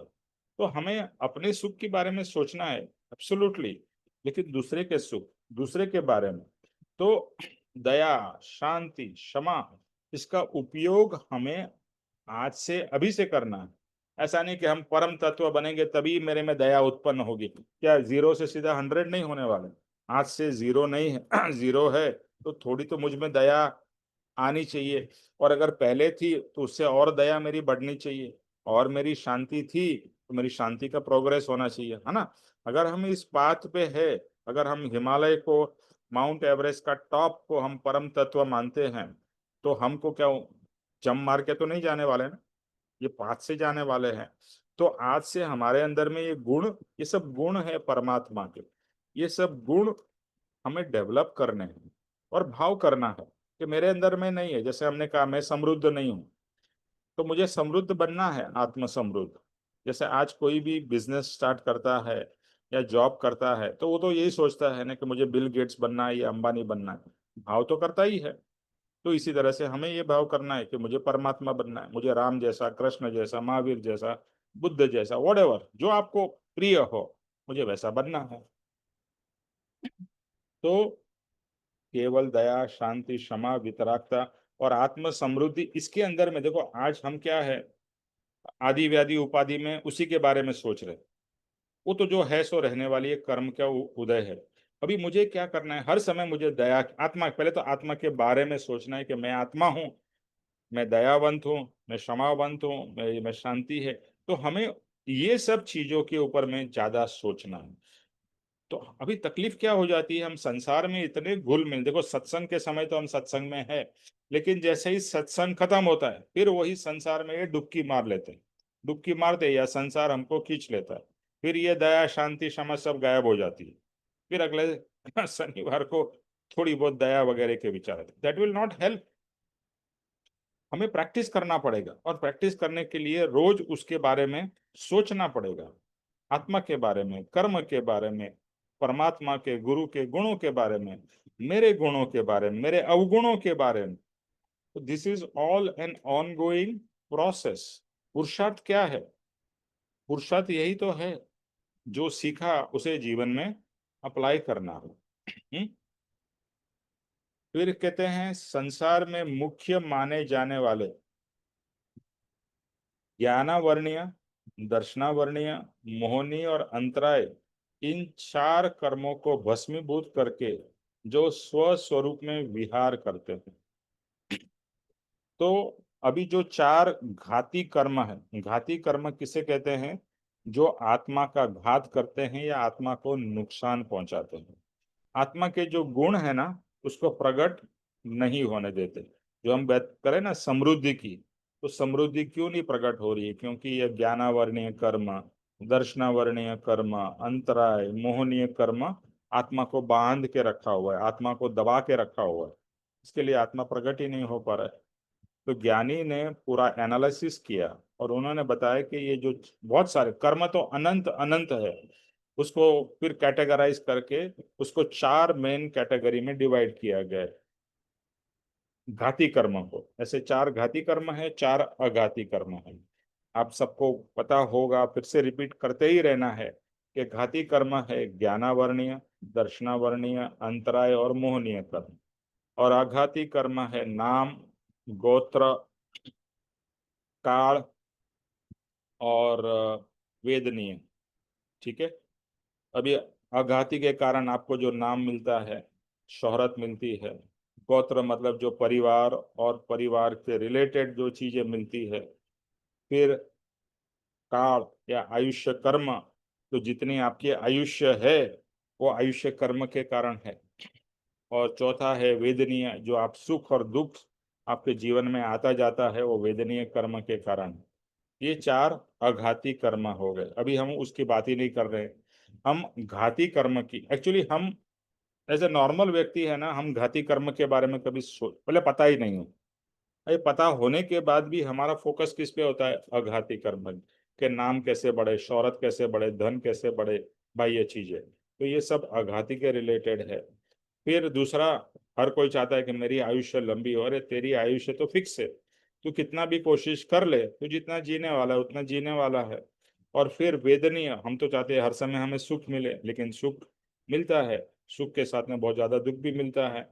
तो इसी के ऊपर हमारा फोकस है। बट ज्ञानी कहते हैं इसको भूल जा, यानी इसको जो होना है होने दे, तू घाती कर्म के ऊपर फोकस कर, क्योंकि घाती कर्म तेरा आत्मा का घात कर रहे हैं। एक बार तू उससे मुक्त हो जाएगा, फिर आघाती कर्म तो बहुत छोटे कर्म है, टप टप टप उसको मार के उड़ा सकता है। यानी आप कभी लड़ाई में, जैसे सेना की लड़ाई होती है, तो उनका फोकस किस पे होता है? छोटे छोटे जो सैनिक है उस पे नहीं होता है। हाँ, जब भी कौरव लड़ाई कर रहे थे महाभारत का, उनका लक्ष्य किसको मारने का था? छोटे छोटे सैनिक को या पांडवों को? पांडवों को, और उनके जो मेन मेन जो थे उसको मारने का उनका लक्ष्य था, क्योंकि वो मर गए, बाकी सब तो अपने हाथ में आ गए। इसी तरह से पांडवों ने किसको टारगेट किया भाई? कौरवों को। कौरव मर गए तो सब सैनिक तो अपने आप ही खत्म हो गए, या उन्होंने सरेंडर कर दिया। तो हमें इसी तरह से घाती कर्म पे फोकस कर रहा है, लेकिन हम हमेशा अघाती कर्म पे फोकस करते हैं। तो घाती कर्म क्या है? ज्ञान आवरणीय कर्म, दर्शन आवरणीय कर्म, अंतराय कर्म और मोहनीय कर्म। तो ज्ञान आवरणीय कर्म क्या है? कि हमारा जो आत्मा का ज्ञान है वो प्रकट नहीं होने देता। मैं शॉर्ट में बता रहा हूँ क्योंकि ये तो चैप्टर ही पूरा समझना है। तो ज्ञान का आवरण यानी आत्मा हमारा पूरी तरह से प्रकट नहीं। केवल ज्ञान कभी प्रकट होता है जब ही ज्ञान आवरणीय कर्म खत्म हो जाता है। तो ज्ञान को जो आवरण कर रहा है यानी कवर कर रहा है वो खत्म हो गया, इसके लिए ज्ञान प्रकट हुआ। दूसरा है दर्शन आवरणीय। तो जो आत्मा का जो दर्शन है या आत्मा का जो प्रकट होना है, दर्शन मतलब देखना, ज्ञान मतलब जानना और दर्शन मतलब देखना। एक सिंपल जानना और देखना, इतना समझ लो कि ये दो आत्मा का जो ये जो ज्ञान और दर्शन गुण है उसको प्रकट नहीं होने देते हैं। ज्ञानावरण एक दर्शनावरण। फिर एक दो और है, अंतराय और मोहनीय। सबसे डेंजरस है मोहनीय कर्म, क्योंकि मोहनीय कर्म आपको हर समय उल्टे रास्ते पे ही ले जाता है। और मोहनीय कर्म कहता है ये सब आत्मा वात्मा छोड़, संसार में मजा कर, संसार में डूबा रहे और संसार के दुख को निरंतर सहन करता रहे। ये सब तेरा है, तू तो आत्मा नहीं है, तो अपने आप को शरीर मान। और आज तक मोहनीय कर्म के कारण हम अपने आप को शरीर मानते आए हैं। मोहनीय कर्म के कारण हम ये सब मेरा बेटा, मेरा पति, मेरा मेरा मेरा करते आए हैं। ये सब मोहनीय कारण का, मोहनीय कर्म का प्रताप है। तो ज्ञानी लोगों ने सबसे ज्यादा फोकस मोहनीय कर्म पे किया है, क्योंकि मोहनीय कर्म को कर्मों का राजा कहा जाता है। और एक बार मोहनीय कर्म वश में आ गया तो मोहनीय कर्म जितना डेंजरस है उतना इजी भी है कंट्रोल करने को। ओके, लेकिन ट्रिक आपको पता होनी चाहिए। तो एक बार ये सब करते करते वो ट्रिक हमारे हाथ में आ जाती है और मोहनीय कर्म को जितना हम लोग धीरे धीरे कंट्रोल करने लगते हैं या उससे मुक्त होने लगते हैं, फिर ऑटोमेटिकली ज्ञानावर्णीय और दर्शनावर्णीय भी होने लगेंगे। तो इसीलिए मोहनीय कर्म पे बहुत ज्यादा फोकस करना है। उसका प्रोसेस वगैरह आगे आएगा, लेकिन सबसे इंपॉर्टेंट प्रोसेस मोहनीय कर्म को तोड़ने का है। मैं आत्मा हूं और ये देह स्त्री पुत्र आदि मेरे नहीं हैं, कुछ भी मेरा नहीं है आत्मा को छोड़ के। मैं तो यही कहूंगा कि मोहनीय कर्म को छोड़ना है तो तीन वचन जो मुझे बहुत ही प्रिय है उसको आप दिन रात फोकस करो। पहला क्या है? मैं आत्मा हूं, शरीर नहीं है। ये हर समय अपने आप को रिमाइंड करते ही रहना है, मैं आत्मा हूं शरीर नहीं, मैं आत्मा हूं शरीर नहीं। दूसरा, कुछ भी मेरा नहीं है। ये जो भी मुझे मेरा मेरा लगता है कुछ भी मेरा नहीं है, सिर्फ आत्मा ही मैं और मेरा है। मुझे एक्चुअली आत्मा को छोड़ के मेरा कुछ है ही नहीं, मैं तो चेतन हूँ। तो ये सब चीजें तो जड़ है, शरीर जड़ है, पैसा जड़ है, घर जड़ है। तो चेतन का जड़ चीज कैसे हो सकती है? अब दो टोटली डिफरेंट पदार्थ है, चेतन और जड़। तो ये जड़ चीजें मेरी है ही नहीं। बोलने से नहीं, अंदर से फील करना। जैसे बताया ना कि ये जो राजा महाराजा जो परमात्मा हो गए उनको एकदम क्लैरिटी थी, भले ये सब चीज मेरे पास है। जैसे आपके पास में कोई करोड़ रुपया गिरवी, मतलब गिरवी नहीं, आपको रखने के लिए देखे जाए तो आपको पता है करोड़ रुपया है, लेकिन मेरा नहीं। भले करोड़ है, मेरा नहीं। इसी तरह से आपके पास में कितनी भी धन संपत्ति हो वो आपकी है ही नहीं। क्यों? आप कहाँ आगे लेके जाने वाले हो? जैसे ही मृत्यु हुई, ना कुछ लेके आए ना कुछ लेके गए। इतना सिंपल इक्वेशन है, फिर भी हम फंस जाते हैं मोह के कारण। तो मेरा कुछ भी नहीं है आत्मा के सिवाय। और तीसरा, मुझे कुछ भी नहीं चाहिए। अभी कुछ भी नहीं चाहिए यानी कि जो निरंतर इच्छाएं चलती रहती है उसको कट। मुझे कुछ भी नहीं चाहिए मोक्ष के सिवाय, अभी सिर्फ मुक्ति चाहिए। लक्ष्य इतना पावरफुल हो जाए कि मुझे और कुछ नहीं चाहिए, आई जस्ट वांट लिबरेशन। वो लेवल पे पहुंचना है। इसीलिए कृपाणु देव क्या कहते हैं? मात्र मोक्ष अभिलाष। ये तीन चीजें होगी तो आप समझ लीजिए मोहनीय कर्म कट हो रहा है। क्या मैं आत्मा हूं, शरीर नहीं, मेरा कुछ भी नहीं है आत्मा के सिवाय, और तीसरा, मुझे कुछ भी नहीं चाहिए मोक्ष के सिवाय। अगर ये भाव निरंतर और उसके हिसाब से वर्तन होता रहेगा तो मोहनीय कर्म बहुत जल्दी चकनाचूर हो सकता है। तो उसके बाद में ज्ञानावरणीय यानी कि जो ज्ञान के आवरण है, वो तो सत्संग के द्वारा ज्ञान आवरण और दर्शन आवरण, जितना आप पुरुषार्थ करोगे, जितना आप आत्म स्वभाव में रहोगे, ऑटोमेटिकली ये टूटने लगेंगे, वीक होने लगेंगे। उससे आप मुक्त हो सकोगे, ज्ञान का आवरण, दर्शन का आवरण। और एक और है, वो है अंतराय। अंतराय कर्म भी बहुत डेंजरस है, क्योंकि अंतराय आपको हर समय आगे बढ़ने से रोकेगा। अंतराय कर्म प्रोग्रेस, जैसे आप प्रोग्रेस करने जाते हो ना, जैसे आप रोड पे चलते हो, स्पीड ब्रेकर आता है, तो स्पीड ब्रेकर क्या करता है, आपकी स्पीड को तोड़ता है। या आपके सामने कोई ऑब्स्टेकल आ जाता है, और ऑब्स्टेकल आने के कारण आप सोचते हो अरे ऑब्स्टेकल है, अभी मैं उसको पार कैसे करूंगा। लेकिन अंतराय कर्म को भी आप पार कर सकते हो, आपके भाव से, आपके पुरुषार्थ से। अंतराय आएंगे, कभी भी कुछ भी काम करने जाते हो सब चीज स्मूथली होती है क्या? नहीं, कुछ ना कुछ इश्यू आता है, कोई ऑब्स्टेकल आता है। सो दे आर ऑल अंतराय। बस प्रभु की प्रार्थना और प्रभु के प्रति अर्पण भाव, प्रेम, श्रद्धा और अर्पणता, जिसे हम भक्ति कहते हैं, उससे सब कर्मों का नाश हो सकता है। इसे ज्ञानियों ने एक ही रास्ता बताया, सदगुरु की भक्ति और उसके प्रति पूर्ण समर्पणता। और वो जैसा कहते हैं वो करने से आप अवश्य मोक्ष को प्राप्त करोगे। तो यहाँ पर क्या है कि संसार में मुख्य माने जाने वाले ज्ञानावर्णीय, दर्शनावर्णीय, मोहनीय और अंतराय, इन चारों कर्मों को भस्मीभूत करके स्वस्वरूप में विहार कर दो। और जैसे जैसे ये कर्म नाश होंगे ना, उतना आप अपने स्वरूप में, अपने स्वभाव में इजीली रह सकोगे।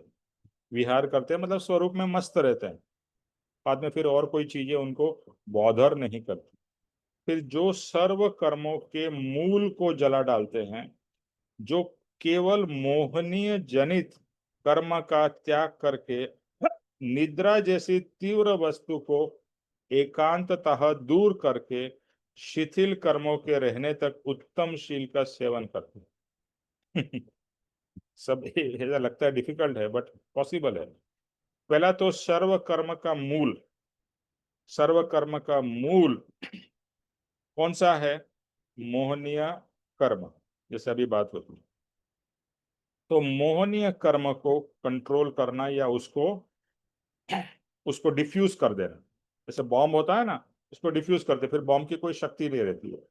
इसी तरह से मोहनीय कर्म को डिफ्यूज करना है, उसकी जो शक्ति है वो खींच लेनी है। तो जो अभी बताया ना, जैसे ये जो 3 वचन है या और भी कोई प्रोसेस से, जिस तरह से भी आप समझ सको कि मोहनीय कर्म क्षय हो सकता है, और मोहनीय कर्म का क्षय करने का इजीएस्ट तरीका है गुरु भक्ति, प्रभु भक्ति। भक्ति करते करते सब कर्म इंक्लूडिंग मोहनीय कर्म कर, बट समझना भी है। देखो, सिर्फ भक्ति और समझ दोनों ही साथ में चलते रहना चाहिए। तो जो केवल मोहनीय जनित कर्म का त्याग करते हैं या उसको छोड़ सकते हैं। फिर क्या कहते हैं? निद्रा जैसी तीव्र वस्तु। अभी देखो, आप निद्रा, आप एक दिन भी अच्छी तरह से आप नहीं सोते हो तो नेक्स्ट दिन पूरा आपका खराब हो जाता है, और आप बहुत चिड़चिड़े रहते हैं, अपसेट रहते हैं। अभी महावीर भगवान 12.5 वर्ष तक मौन रहे, और दूसरा, जंगल में रहे, मौन रहे, संसार से दूर, और हार्डली उन्होंने कुछ खाया, लिमिटेड, बहुत ही लिमिटेड। जब भी रहा नहीं गया या जो कुछ मिल गया तो खाया। और सबसे सरप्राइजिंग बात, यानी वो हार्डली सोते भी थे। आज हम एक दिन नहीं सोते हैं तो हमारी कैसी हालत हो जाती है। तो वो तो बरसों तक, यानी ये जो 12.5 साल में कुछ दिन ही सोए और कुछ दिन ही उन्होंने खाना खाया, ऐसा समझ लीजिए। इट सीम्स इम्पॉसिबल, है ना? How is that possible? लेकिन जैसे जैसे आत्मा स्ट्रांग होता है, उसे नींद की ज्यादा जरूरत नहीं पड़ती। अपने सब इवन आजकल अगर सदगुरु वगैरह के बारे में भी आप देखते हैं, सुनते हैं, so they all sleep for very limited time.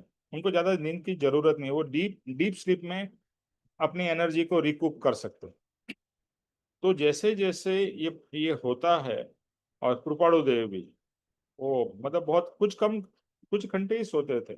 और जो लोग रात को 2 2:30 बजे देखते थे, तो वो तो ध्यान में बैठे रहते थे। और ध्यान में तो बैठे रहते थे, लेकिन जो जंगल में वो जहाँ भी रहते थे, और उस जमाने में तो पूरे चारों तरफ मच्छर वगैरह थे, तो मच्छर उनके शरीर पे चारों तरफ बैठे हुए, और वो मस्त ध्यान में बैठे हो। तो लोग उनको आके चादर या कंबल उड़ा देते थे। कुछ समय के बाद में वापिस वो लोग सो जाते थे, देखते थे वो कंबल या चादर भी निकल जाती थी, फिर से वो ध्यान में। तो यानी उनको नींद ऑटोमेटिकली कम हो जाती है, या वो नींद को कंट्रोल कर पाते हैं। आप और मैं ये नहीं कर पाते हैं। और कोशिश तो हमें भी यही करना है कि ज्यादा से ज्यादा समय हम आत्मा भाव में गुजार सकें। तो आत्मा भाव में गुजारने के लिए जो नींद भी है वो भी तो कम होनी चाहिए। तो ठीक है, ये सब भगवान की बात हो रही है, बट अल्टीमेटली हम भी ये पॉसिबल कर सकेंगे। और फिर शिथिल कर्मों के रहने तक उत्तम शील कर। शिथिल मतलब जो ये जो अघाती कर्म है, जो रिलेटिवली इजी है, एक बार अगर आपने घाती कर्म को कॉन्कर कर लिया, तो ऑटोमेटिकली ये अघाती कर्म आपके कंट्रोल में आ सकते हैं। और तब तक शील मतलब अच्छा उत्तम चारित्र का वर्तन करते हुए ये सब कर्मों से मुक्त हो जाते हैं, और फिर कर्म रहित हो जाते हैं। तो अभी हम लोग यहाँ पर, ये चैप्टर अभी आधा ही हुआ है। यहाँ पर हम स्टॉप करते हैं, समय हो गया है। और किसी को भी कुछ पूछना या ऐड करना हो तो कर सकते हैं, वरना हम आज का सत्संग यहाँ पर स्टॉप करेंगे। मुझे मतलब ये पढ़ते हुए और बोलते हुए इतना अंदर से अच्छा लग रहा है, इतनी अंदर से मतलब ऐसी एनर्जी आ रही है, कहते हैं ना आध्यात्मिक एनर्जी। तो वाह वाह वाह वाह। आई होप आपको भी ऐसा फीलिंग हो रहा हो। तो बस हमें यही करना है। निमेश भाई, मुझे ये पूछना था कि जैसे जो अभी आपने बताया कि मोहनीय कर्म है जो सबसे ज्यादा मुश्किल है, तो उसके लिए आपने जैसे 3 बातें बताई हैं कि भाई मैं आत्मा हूँ और मेरा कुछ भी नहीं है और मुझे सिर्फ मोक्ष चाहिए। तो ये जो है, इसको रिपीट मतलब हम। करता हूँ मैं इसको पूरा, जिस तरह से वैसे आप लिख लीजिए। मैं आत्मा हूँ, इनटू ब्रैकेट, हम्म हम्म। फिर नहीं। दूसरा, मेरा कुछ भी नहीं है, इनटू ब्रैकेट, आत्मा के सिवाय। अच्छा। तीसरा, मुझे कुछ भी नहीं चाहिए, इनटू ब्रैकेट, मोक्ष के सिवाय। ठीक है, अभी आप आपका प्रश्न पूछिए। हाँ, तो जैसे आत्मा के सिवाय भाई मेरा कुछ भी नहीं है, आत्मा के सिवाय मुझे कुछ भी नहीं चाहिए, मोक्ष के सिवाय। तो जैसे ये मतलब भाव फील से करते करते मोहनीय कर्म कैसे कम होंगे? देखो, कर्म बंधन कैसे होता है उर्मिल जी? भाव से होता है। भाव से होते हैं, हम जो भाव करते हैं एक ओके। सेकंड में कर्म बन और जाता है। कर्म का नाश भी भाव से ही होगा। तो ओके। जैसे जैसे रस्सी में गांठ बांध देते हैं, हम्म। जैसे आपने बांधी है उसका रिवर्स करेंगे तो वो छूट जाएगी, राइट, गांठ छूट जाएगी। इसी तरह हाँ। से आपने भाव से कर्म बांधा है, ये मेरा है मेरा है। अभी आप उसको रिवर्स कर रहे हैं, मेरा नहीं है मेरा नहीं है, ये मेरी भ्रांति थी, मैं शरीर मान रहा था, मैं शरीर नहीं हूँ, मैं आत्मा हूँ। तो ये भाव, और भाव के साथ में उसकी प्रैक्टिस भी होनी चाहिए। मैं बोलूँ ये मेरा नहीं, और कुछ भी टूट फूट जाए और मुझे बहुत दुख लगे, तो समझ जाइए मेरा माना था करके आपको बहुत दुख हुआ, है ना। पापा जी कहते हैं, हम्म। कोई भी चीज चली जाने से या टूट फूटने से आपको जितना दुख हो रहा है उस चीज का, उतना आपका उसके प्रति मोह था, या वो आपको अपना लगता था। हम्म। तो कोई, तो अभी जैसे फॉर एग्जाम्पल, ये एक्सीडेंट हुआ, प्लेन का क्रैश हुआ, हम्म इसमें बहुत सारे लोग मर गए, आपको दुख हुआ। हम्म। बट ठीक है, अभी हो गया, अभी आप भूल भी गए उसको, क्योंकि आपका कोई व्यक्ति उसमें नहीं था। अगर आपका ही कोई परिवार का, या एकदम नियर एंड डियर, जिसका भाई जिसका बहन जो भी, अभी वो तो कंटिन्यूअस उस दुख में है, मर गया, मेरा था, मेरा भाई था। हाँ, तो वो भाव ही नहीं हो कि ना कोई मेरा भाई है, ना कोई मेरा बेटा है, ना तो कुछ है। मैं आत्मा हूँ, वो आत्मा है, और हम लोग ऋणानुबंध से मिले हो। ये बात सिर्फ समझ से और सिर्फ बुद्धि से नहीं, आत्मसात, हम कहते हैं ना स्टार्टिंग में, आत्मसात होनी चाहिए। तो जैसे जैसे ये भाव से, पुरुषार्थ से और प्रैक्टिस से आत्मसात होती जाएगी। तो निमेश भाई, अगर जैसे कोई ट्रेजेडी हो गई, जैसे अभी आपने ये बताया प्लेन क्रैश हुआ, तो जितना दिन दुख में डूबे रहेंगे उतने कर्म बनते रहेंगे। भाव इज इक्वल टू कर्म। जितना आप भाव करते जा रहे हो, उतने कर्म बांधते जा रहे हो। शुक्ल ध्यान क्या है? कोई भी भाव न करना या भाव नहीं होना। तो जितना आप भाव करते हो, इसीलिए दुख होगा। दुख नहीं होगा ऐसा हो ही नहीं सकता है। बट उसमें से जितना जल्दी बाहर आ सकते हो वो आपका पुरुषार्थ है। और समझ से बाहर आना है, फोर्सफुली नहीं कि हम्म मुझे रोना नहीं है, और आप अंदर से तो बहुत दुखी हो गए और आप बाहर से न हम्म। रो। तो भी भाव तो चालू है ना आपके। तो भाव से तो कर्म बंधन है। ओके, तो मुश्किल बहुत सर, है। निमेश भाई, भाव यही रखना चाहिए कि भाई ये तो उनके कर्म थे इसलिए वो चले गए, एंड उनके कर्म उनके साथ गए, उसमें को आए और गए, ये तो जीव है, अपने जैसे कर्म भोग के चले गए, यही सोचना चाहिए बस। That's all I think. Exactly ये सब जो हम ज्ञान और ज्ञानी की बातें कर रहे हैं, ये अंदर उतरनी चाहिए। जी जी। जैसे मैंने बताया, मैं ये दो ज्ञानियों का एग्जाम्पल दे रहा हूँ ये रियल और रिसेंट में हुए ज्ञानी। दादा भगवान की आपको मैंने बात बताई थी। उनके आई थिंक दो बेटे हुए थे, बेटा या बेटी वॉटेवर। और बहुत कम आयुष्य में ही उनकी मृत्यु हो गई। जी। उसके बाद में दादा भगवान ने पार्टी रखी, पार्टी रखी। हम्म, मुझे बताया नहीं पार्टी क्यों है, सबको बुलाया था, भाई कुछ है फंक्शन आ जाओ। फिर सब लोगों ने पूछा कि भाई फंक्शन, ये पार्टी रखी है, क्यों रखी है? उन्होंने इतना ही कहा, मेहमान आए थे, मेहमान चले गए। चले गए, उसकी पार्टी। तो आप कहोगे ऐसा कैसे पॉसिबल है? बट है, वही तो ज्ञान है। वही तो ज्ञान की समझ है कि ज्ञानी के लिए मृत्यु भी एक महोत्सव है। भैया उसका अच्छा है ना, वो जल्दी छूट गया आप दो तरीके से देखो ना। अगर वो ज्यादा जीता था, शायद उतना ही ज्यादा कर्म बांधता था, उतना ही ज्यादा वो और आगे क्या उसका जन्म मरण चलता था। चलो अच्छा हो गया, जल्दी गया। हमें देखो, अलग अलग देखने के तरीके हैं। चलो अच्छा है, वो मुक्त हो गया, है ना। जी। दूसरा, बिल्कुल। दूसरा जो ज्ञानी, ये मैं जो रियल एग्जाम्पल्स की बात कर रहा हूँ, कि मेरे को बताया गया किसी ने कि एक गुजरात में मैं जब इस सत्संग बातचीत हो रही थी, उधर में किसी ने बोला कि हमारे गुरु, उनके बेटे की 18 साल के बेटे की मोटरसाइकिल में चलते हुए एक्सीडेंट हो गया और उसकी मृत्यु हो गई। और तुरंत उनको फोन आया और वो वहां गए। उन्होंने देखा कि बेटा अभी मर गया है। क्या बोला उन्होंने? कोई जल्दी जाता है, कोई देर से जाता है, चला गया, बस दैट्स इट। जैसे जैसे। जैसे जो था वो उतना, इतना समय था उसके पास में, वो था, वो मेरा बेटा था। लेकिन मेरा बेटा अंदर से तो बेटा नहीं माना है ना, मतलब बाह्य से बेटा है, बट अंदर से तो आत्मा, आत्मा। आत्मा था। और आत्मा मरा किधर है? आत्मा कहाँ मरा? शरीर मरा। अभी जितने भी प्लेन के लोग मर गए, उसका शरीर मरा ना, आत्मा तो जिंदा है। अभी उन्होंने तो कहीं और जन्म भी ले लिया। जी। तो ये सब ज्ञान अंदर उतरना चाहिए। तो जैसे जैसे ज्ञान उतरेगा, तो दुख भी कम होगा और आत्मा का सुख बढ़ेगा। और भाव से ही कर्म बंधन है, और भाव से ही कर्म से मुक्ति है। सिंपल, ऐसा जी। प्रोसेस तो बहुत सिंपल है। लेकिन हम्म, इसीलिए ज्ञानी की जरूरत पड़ती है, क्योंकि बोलना एक है और प्रैक्टिस में लाना इतना इजी नहीं है। बट आप एक बार भाव तो करो कि मैं ये प्रैक्टिस में लाऊंगा। ज्ञानी ने भी क्या किया? भाव ही किए ना।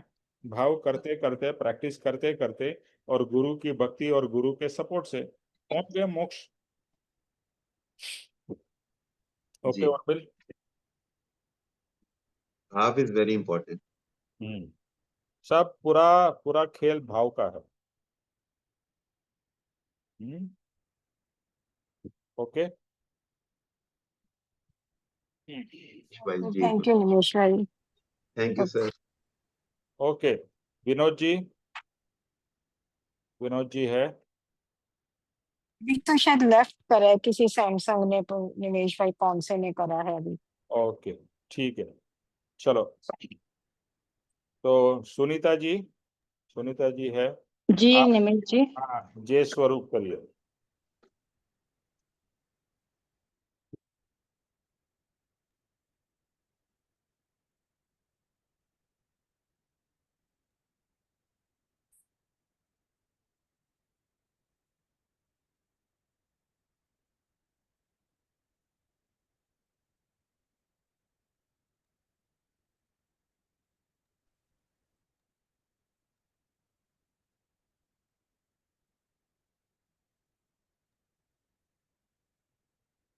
जय श्री सद्गुरुदेव वंदन।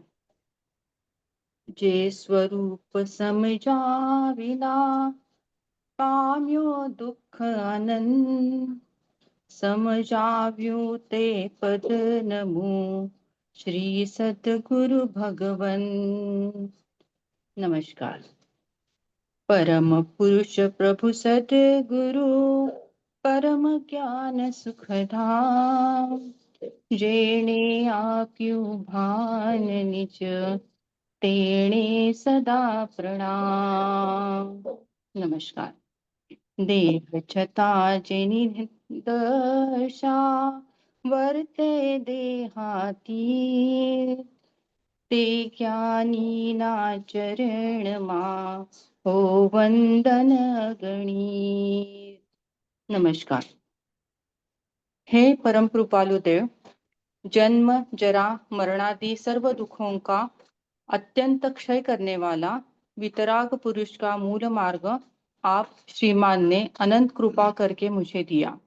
उस अनंत उपकार का प्रत्युपकार करने में मैं सर्वथा असमर्थ हूँ।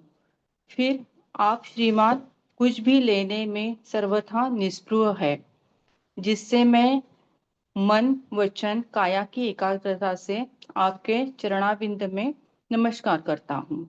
आपकी परम भक्ति और वितराग पुरुष के मूल मार्ग की उपासना मेरे हृदय में भव पर्यंत अखंड जागृत रहे, इतना मांगता हूँ। वह सफल हो। ओम शांति शांति शांति। त्रिलोक के नाथ की जय हो। जय हो जय जय हो जय जय हो। हो परम जय हो जय हो। कृपालु देव की, जय हो। जय हो। जय हो जय जय हो। जय हो जय हो सदगुरु देव की। जय हो। जय जय हो हो। जय जय हो। हो। जय हो जय जय हो। आज के आत्मा के परमात्मा यानी के सतदेव तत्व की, जय हो जय जय हो। हो। जय हो। और जय हमारे हो। सबके आत्मा का आनंद का और कल्याण का और कल्याण। कल्याण अर्थ हो। का जी। और भक्ति की विजय हो। विजय हो। विजय हो। कल्याण विजय हो। हो। जय हो। सबका यही भाव रहे। और मैं सबसे एक ही प्रार्थना करूंगा, इतना पढ़ने से और सुनने से तो शुरुआत है, इसको रोज का रोज नियमित पढ़ना है, इसको समझना है, इसके ऊपर में चिंतन मनन करना है और इसको जीवन में उतारना है। बस यही भाव सबसे इम्पोर्टेंट है। और इसको प्रैक्टिस में जितना लाएंगे, भले फेल होंगे, डजेंट मैटर, प्रैक्टिस में तो लाएं, तो करते करते बनत बनत बन जाएगी। ओके, जय थैंक करत यू जय निमेश सतगुरु। भाई। करत जय करत श्री अब जय सतगुरुदेव सतगुरु। करत वंदन। जय करत श्री अभ्यास सतगुरुदेव। के थैंक यू थैंक यू निमेश निमेश भाई। भाई। जाए। जय श्री थैंक यू। सतगुरुदेव वंदन। अच्छा, मैं एक चीज बताना निमेश भाई भूल थैंक्स गया लॉट। कि नेक्स्ट वीक है ना, गुरु पूर्णिमा का आश्रम में फंक्शन है। ऑलरेडी सब रजिस्ट्रेशन वगैरह क्लोज हो चुका है। बट अभी भी अगर किसी को नेक्स्ट वीक यानी कि Friday Saturday Sunday Guru Purnima का फंक्शन अटेंड करना हो तो मुझे इन्फॉर्म करिएगा, मैं रिक्वेस्ट करके आपका रजिस्ट्रेशन के लिए बात कर सकता हूँ। तो ये आश्रम में शुक्रवार शनिवार रविवार को है गुरु पूर्णिमा का फंक्शन। और एक्चुअली कमिंग थर्सडे को मुझे बताया गया है कि गुरु पूर्णिमा है, तो हमारे लिए गुरु पूर्णिमा अति उत्तम और पावनकारी दिन है। तो यहाँ से प्रोग्राम को ये शगुन जी रिले, बनाएंगे? हाँ रिले होगा। ओके, तो जो भी हो रिले होगा मैं आपको बताता भी जाऊंगा। और मेरा ऐसा सोचना था कि गुरु पूर्णिमा के दिन अगर आप लोग सब लोग सहमत हो तो हम लोग शाम को 7 बजे गुरु भक्ति का भजन का प्रोग्राम रख सकते हैं। और हमारे हर्ष जी तो है ही, बाकी और भी किसी को भजन का लाभ लेना हो तो 7 से 8:30 या 9 का कर सकते हैं। आप लोग रेडी हो, इंटरेस्टेड हो? हाँ सर, मैं तो रेडी हूँ। और निमेश भाई, मैंने तो वो गुरु पूर्णिमा वाले दिन ना 2-3 घंटे की एक मेडिटेशन है गुरु पूर्णिमा पे, तो मेरा तो वहां पे रजिस्ट्रेशन हुई हुई है। कहाँ पर, कितने बजे से है? ई ब्लॉक में है वो, यही हमारे वसंत विहार में, नहीं वो भी वो ठीक शाम है, को है। टाइम टाइम को शाम को। 7 बजे से है वो। अच्छा, वो भी 7 बजे से। हाँ ठीक है, जी। जितना जो लोगों को पार्टिसिपेट करना है तो अगले कमिंग थर्सडे को हम लोग, 1 मिनट,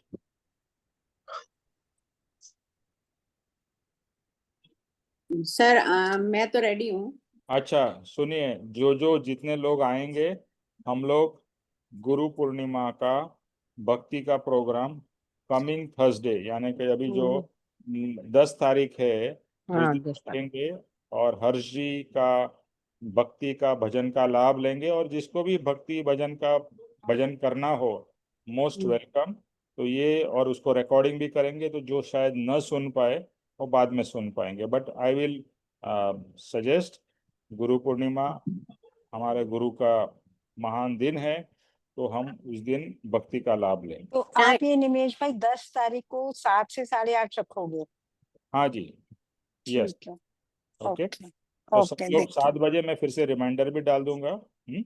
ठीक है। ठीक है, मैं देखती हूँ फिर मेरे को और जाने का। उर्मिल, आपका ये जो गुरु पूर्णिमा का है तो अपना ग्रुप वाला फंक्शन है क्या दूसरा कोई है? नहीं, दूसरा है अच्छा, निमेश भाई, मैंने एक मेडिटेशन ग्रुप हाँ हाँ, ज्वाइन नहीं कर नहीं, रखा है। Is okay, that is fine. तो आप तो ज्वाइन उसमें करिए, आप वहाँ जाइए, फाइन, वेरी गुड। और अगर आपको यहाँ पर आके यहाँ पर भक्ति में ज्वाइन होना है तो यहाँ पर ज्वाइन होइए। हाँ, अगर मतलब वो 3 घंटे किया तो उन्होंने लिखा जितनी भी देर आपको करना हो, तो मैं देखती हूँ ठीक है। फिर कैसे करती हूँ। ठीक है निमेश भाई। और ओके बाकी निमेश लोग भी मैं फिर से रिपीट कर देता हूँ, 10 जुलाई गुरुवार को गुरु पूर्णिमा के निमित्त से हम लोग भक्ति का कार्यक्रम रखेंगे और 7 से 8:30 तक का प्रोग्राम रहेगा। ओके, जय सतगुरुदेव। जय जय सतगुरु। सतगुरुदेव वंदन। Thank you thank sir, you. Thank you. जय जय श्री सद्गुरुदेव। सद्गुरुदेव जय वंदन। सतगुरुदेव। जय सद्गुरुदेव। जय सतगुरु।